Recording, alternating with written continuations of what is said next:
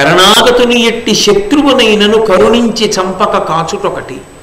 శరణాగతి చేస్తే వచ్చి రక్షించమని అడిగితే ఎంత ప్రబల శత్రువునైనా సరే కాపాడతాను. అభిమన్యుడి విషయంలో ఒక్క పిల్లాన్ని చేసేలా చంపాడు, శరణాగతి చేయలేదనుకోండి. కానీ భామిని ద్విజ వృద్ధ బాలాతురులకైన ఆపద చెచ్చెర బాపుటొకటి. ఇంతకన్నా హాస్యాస్పదమైన మాట ఇంకోటి లేదు. భామిని స్త్రీలకు ఎప్పుడైనా ఆపద కలిగితే రక్షించి తీరుతారు. ద్రౌపదీదేవి వస్త్రాపహరణం అప్పుడు ఈ మాట ఏమైంది?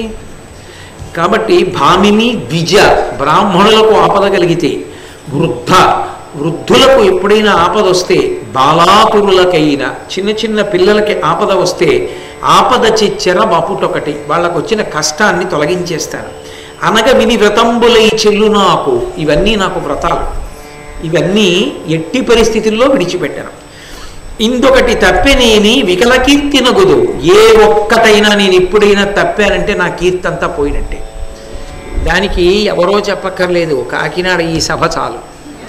కాబట్టి అనగా ఇవి వ్రతంబులై చెల్లు నాకు. ఇందొకటి తప్పెనేని వికల కీర్తి నగుదు. కాన ఇత్తు అఖిలమ్ము నిరుగన ఖండలునకు కవచ కుండలములు.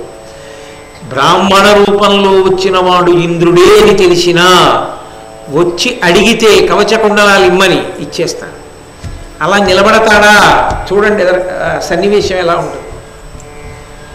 వచ్చి అడిగితే ఇచ్చేస్తాను అంటే సూర్య భగవానుడు నవ్వన్నాడు, సరే నేను చెప్పగలిగింది చెప్పాను. కీర్తి కీర్తి కీర్తి అంటున్నావు. కీర్తి తాను చూసుకుంటే తృప్తి. శరీరాన్ని పణంగా పెట్టి కీర్తి తెచ్చుకోవడం ఏమిట్రా? చచ్చిపోయి కీర్తి తెచ్చుకుంటే ఆ కీర్తిని ఎవరు చూసుకుంటారు? శరీరాన్ని చంపుకోమని ఏ శాస్త్రమైనా చెప్పిందా? కవచకుండలాలు ఇచ్చేయడం ఏమిటి? చచ్చిపోవడానికి సిద్ధపడడం ఏమిటి? దానివల్ల కీర్తి తెచ్చుకుంటారంటే అది శాస్త్ర విరుద్ధమైన విషయం కాదు. అయినా నీ పట్టుదల మీద నువ్వు ఉన్నావు, కీర్తి కొరకు ఇచ్చేస్తానంటున్నావు. సరే నేను ఒక్క మాట చెప్తాను విను. ఇంద్రుడికి నువ్వు బ్రాహ్మణ రూపంలో వచ్చి అడిగినప్పుడు కవచకుండలాల్ని దానం చేసేద్దామనుకుంటున్న సమయంలో ఒక్క మాట అడుగు. ఇంద్రుడి దగ్గర శక్తి అని ఒక ఆయుధం ఉంది. ఆ ఆయుధాన్ని ఒక్కసారి ప్రయోగిస్తే అది పగతులు ఎవరున్నారో అంటే శత్రువులు ఎవరున్నారో వాళ్ళందరినీ తెగటార్చి వెనక్కి వస్తుంటుంది. మళ్ళీ శత్రువుల మీదకి వెళ్ళి మళ్ళీ చంపుతుంది, మళ్ళీ వస్తుంది. అది ఒకసారి వేస్తే ఆగేది కాదు. ఒకసారి వేస్తే శత్రువుల్ని చంపుతుంటుంది, వెనక్కి వస్తుంటుంది, మళ్ళీ వెడుతుంటుంది, మళ్ళీ వస్తుంటుంది. అది చేతిలో ఉంటే ఎంతమంది శత్రువులనైనా చంపచ్చు. అది వ్యర్థమవడం అన్నమాట ఉండదు. అది చేతిలో ఉంటే ఎవరికి గురిపెట్టి వేశాడో వాడు చచ్చిపోవలసింది. కవచకుండలాలు పోతే పోయే, కనీసం నీ ప్రతిజ్ఞ నిలబడుతుంది. అది అర్జునుడి మీద వేసేస్తే చాలా, అది దాని సంకేతం.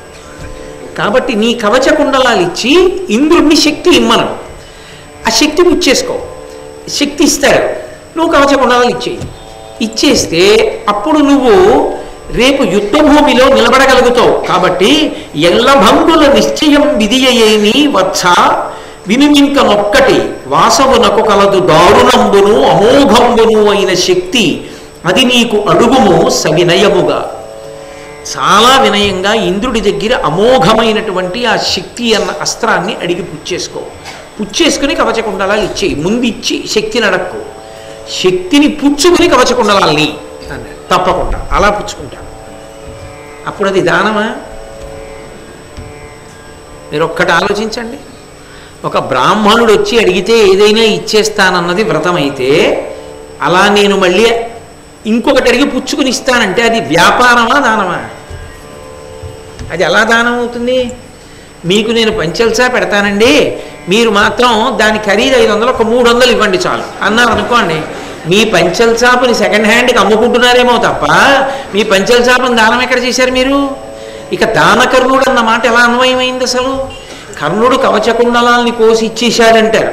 కర్ణుడు కవచకుండలాల్ని కోసి ఇవ్వడంలో ఎంత అపకీర్తి ఉంది. నేను అడిగానని కాదు, యథార్థమా కాదా? తన కవచాన్ని తన కుండలాల్ని కోసి ఇచ్చేశాడు మహానుభావుడు అంటుంటారు. కోసి ఇచ్చేయడం నిజంగా బ్రాహ్మణ రూపంలో ఇంద్రుడు రాగానే ఇచ్చేశాడు అనుకోండి, నిజంగా ఆయనకి 2 చేతులు ఎత్తి నమస్కరిస్తాం. కర్ణుడు నాకేం శత్రువు కాడు, మహాభారతంలో ఉన్న వ్యక్తుల్లో ఆయనడు. ధర్మం పట్టుకున్న వాళ్ళని నేను చెప్తున్నది ఒక వ్యాసహృదయంతో చెప్తున్నాను కాబట్టి ధర్మం ఎక్కడుందో శ్లాఘిస్తాను. ఎక్కడ ధర్మము లేదో దాన్ని నేను విమర్శిస్తాను. కర్ణుడు చేసింది దానం అయితే మళ్ళీని వచ్చిన ఇంద్రుడి దగ్గర నేను శక్తి అన్న ఆయుధం అడుగుతాను, ముందు పుచ్చుకున్నాకే నేను ఇస్తానంటే అలా ఎవరైనా దానం చేస్తారా లోకంలో? ఇచ్చేటప్పుడు తను ముందు ఇచ్చేస్తాడు ఆతృతతో తప్ప ఆయన ఏమైనా ఇచ్చిన తర్వాత ఇస్తానండి అంటాడేంటి? అలా అంటే అసలు దానం ఎందుకు అవుతుంది అది? అప్పుడు ఏ బ్రాహ్మణుడు వచ్చి అడిగినా నేను ఇచ్చేస్తాను, ఇంద్రుడే బ్రాహ్మణ రూపంలో వచ్చినా నేను సంశయించాను, ఇచ్చేస్తాను.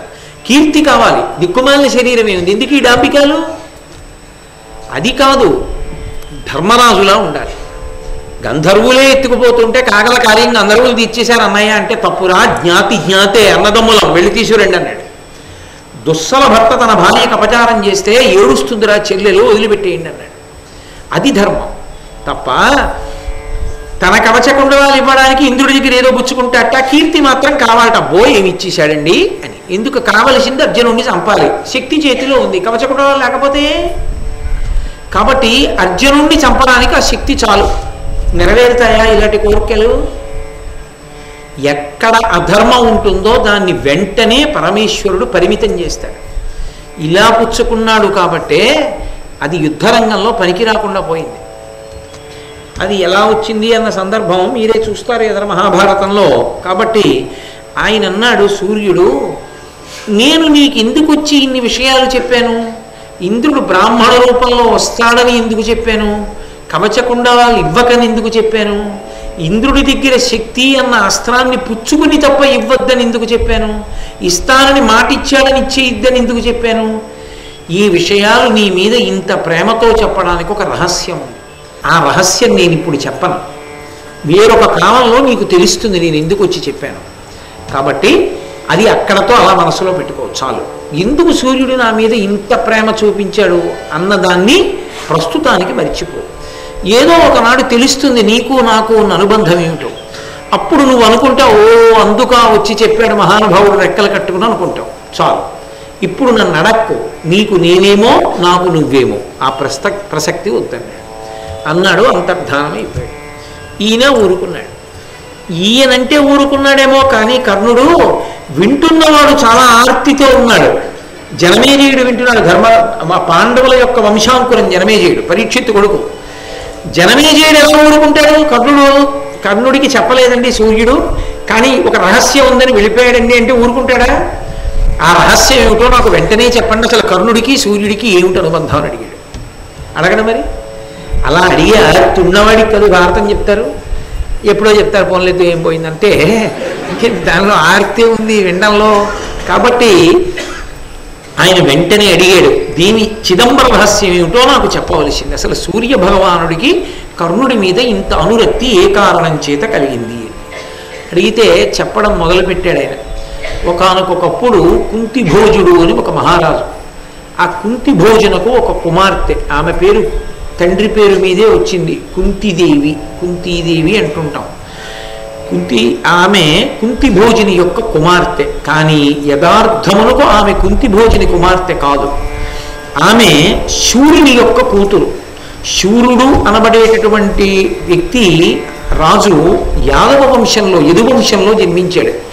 ఆ శూరుని కుమారుడే వసుదేవుడు, ఆ వసుదేవుని కుమారుడే కృష్ణ భగవానుడు. మీరు భాగవతంలో విన్నారు, దేవకీ వసుదేవుల యొక్క కుమారుడు కృష్ణ భగవానుడు అని.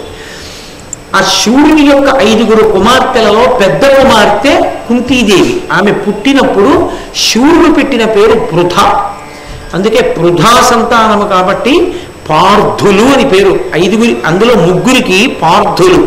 నిజానికి ధర్మరాజు, భీముడు, అర్జునుడు కూడా పార్థులే. కానీ ప్రత్యేకించి ఒక్క అర్జునుడిని మాత్రం ఎక్కువగా పార్థ అని సంబోధించడం మనకి సంప్రదాయంలో అలవాటైపోయింది. కానీ 3 పృథా సంతానం. తండ్రి అయినటువంటి శూరుడు పెట్టుకున్న పేరు పృథ. కానీ ఆ శూరుని యొక్క మేనత్త కొడుకైనటువంటి కుంతిభోజుడికి సంతానం లేని కారణం చేత అదే సంతానం లేదని పరితపిస్తున్నాడని తన కుమార్తెలలో 5 పెద్దదైనటువంటి పృథాని ఆయనకి దత్తత ఇచ్చాడు. ఆ కుంతిభోజుడు దత్తత తీసుకున్నాడు. దత్తత తీసుకుని ఈ పిల్లని పెంచి పెద్ద చేస్తున్నాడు. ఆమె యవ్వనంలోకి ప్రవేశించింది. ఆమె యవ్వనంలోకి ప్రవేశించింది. ఆ కుంతీదేవి కృష్ణ భగవానుడికి మేనత్తవడానికి కారణం అది. ఆయనకి 5 మేనత్తలు. ఎందుచేత అంటే వసుదేవునికి 5 అక్క చెల్లెళ్ళు. ఇందులో చమత్కారం ఏమిటంటే 4 మేనత్తల యొక్క కుమారులు కృష్ణుడి యొక్క చేతిలోనే మరణించారు. శిశుపాల దంతభక్తులు ఒక మేనత్త కొడుకులు. కానీ ఒక్క మేనత్త కొడుకుల్ని మాత్రం కంటికి రెప్పలా కాపాడాడు. 4 మేనత్తల బిడ్డల్ని చంపిన వాడు ఒక మేనత్త బిడ్డల్ని ఎందుకు కాపాడాడు అంటే మిగిలిన మేనత్తల మీద కోపం కాదు, ఒక మేనత్త మీద ప్రేమ కాదు. ఎక్కడ ధర్మం ఉందో అక్కడ కృష్ణుడు ఉంటాడు. కృష్ణుడు ఉంటాడంటే భగవానుడు ఉంటాడని గుర్తు. అందుకే కృష్ణ భగవానుని అనుగ్రహం ఎక్కడ ధర్మం ఉంటుందో అక్కడ ఉంటుంది.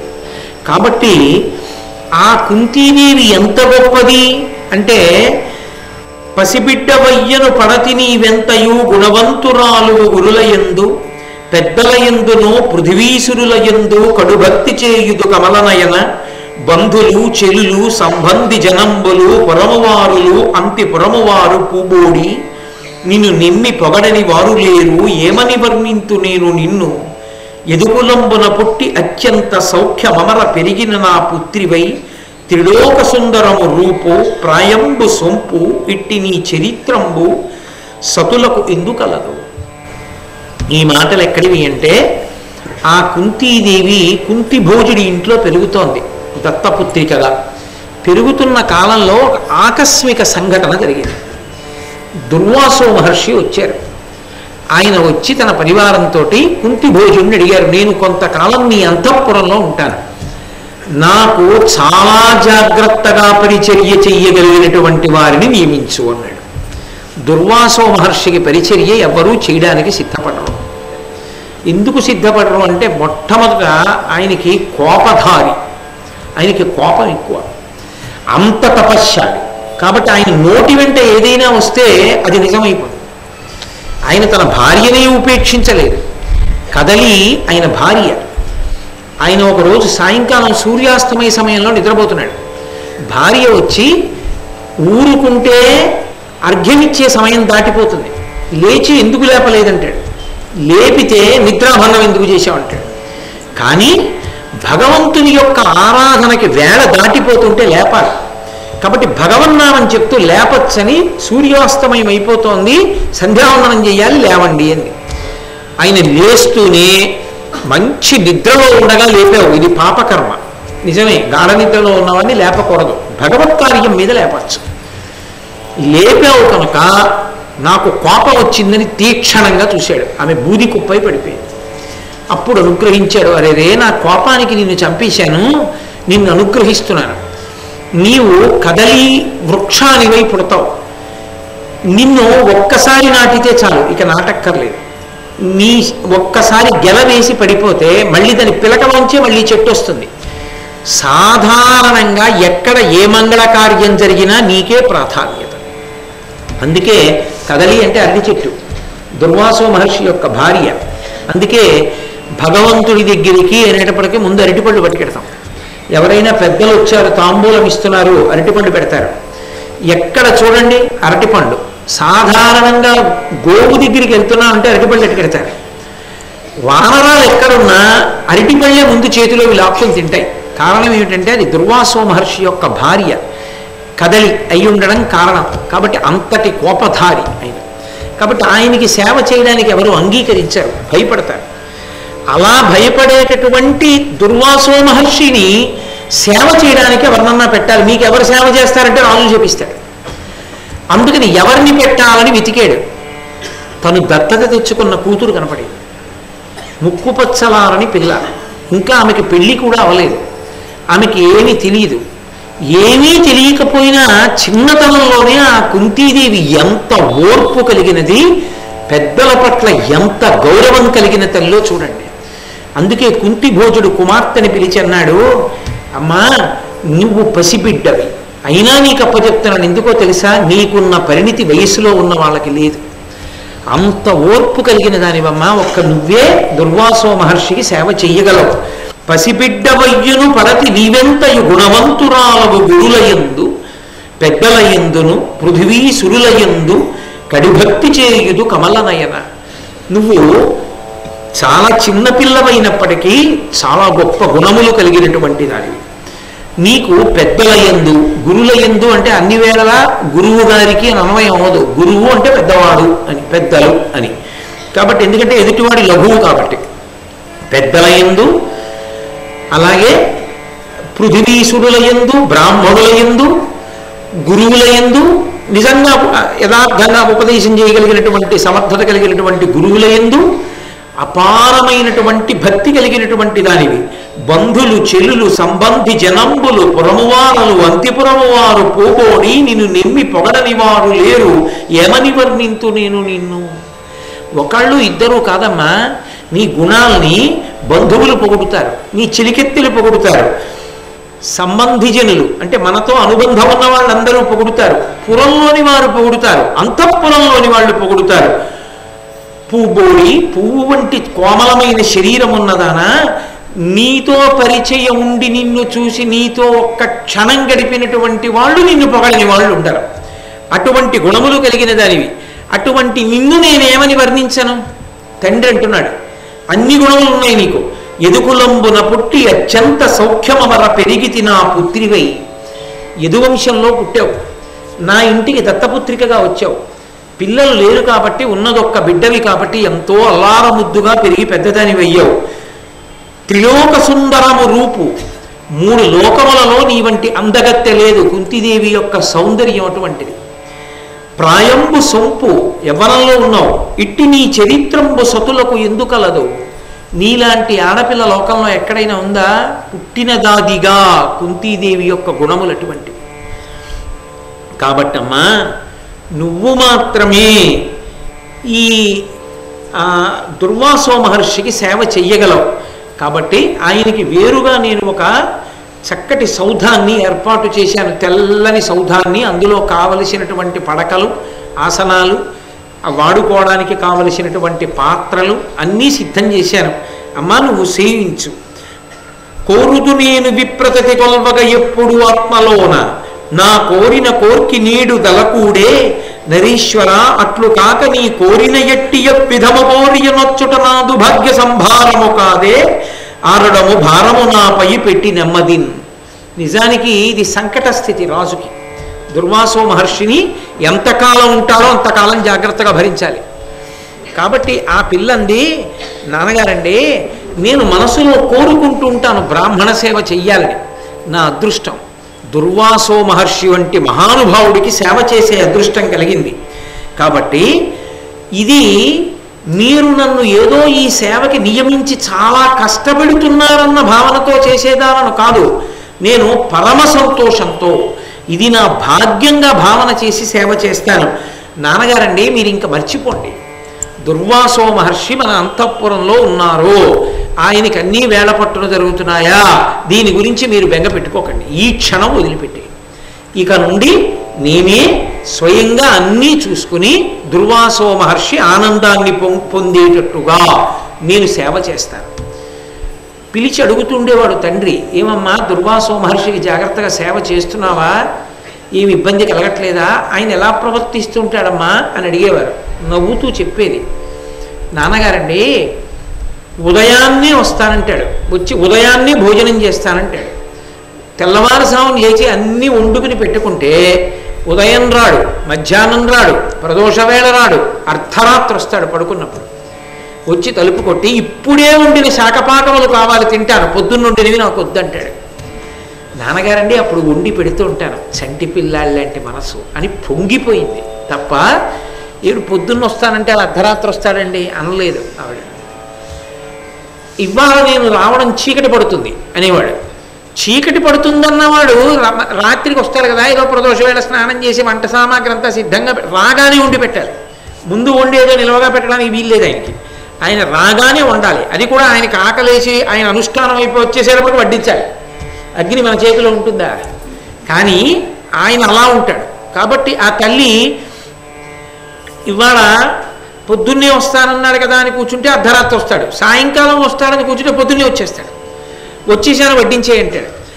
ఎప్పుడు వస్తానన్నాడో అప్పుడు తప్ప ఎప్పుడు ఇబ్బంది కలుగుతుందో అప్పుడే వస్తాడు. తను చెప్పిన వేళకి మాత్రం ఎప్పుడూ రాడు. అలా సంవత్సరం పాటు సేవించింది. ఎప్పుడు ఆవిడ నిద్రపోయిందా అన్నది మీరు ఇప్పుడు ఆలోచించాలి. ఎప్పుడూ విసుక్కోలేదు. విసుక్కోవడం కాదు, మనసులో ఏమిటినా అనుకుంటే కనిపెడతాడు. ఆ భావన రాకుండా చేసింది ఆవిడ. అది ఆవిడ గొప్పతనం. అది కుంతీదేవి యొక్క శీల వైభవం. ఆవిడ అంత కోరి సేవించింది. అందుకే ఆయన కూడా అలాంటి వరాన్ని ఇచ్చాడు. ఏ సామాన్యమైన వరాన్ని ఏమి ఇవ్వలేదు ఆయన. కుంతీదేవి జీవితంలో కలగబోయేటటువంటి పెద్ద పెను ప్రమాదాన్ని ఊహించి దాన్ని పూడ్చడానికి కావలసిన వరాన్ని ఇచ్చి వెళ్ళిపోయాడు యథేచ్ఛగా. అపర శివావతారం దుర్వాసో మహర్షి అంటే. సర్వం శ్రీ ఉమామహేశ్వర బ్రహ్మార్పణమస్తు. స్వస్తి.